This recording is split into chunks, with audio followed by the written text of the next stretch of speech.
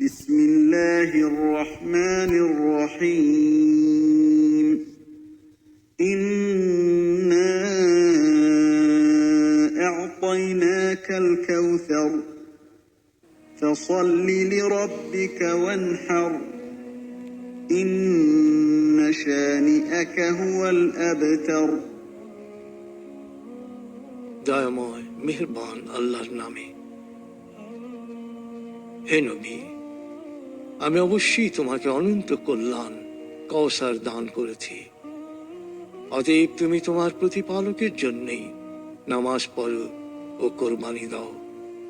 নিশ্চয়ই তোমার প্রতি যেই বিদ্বেষ পোষণ করবে বিলুপ্ত হবে ওর বংশধারা।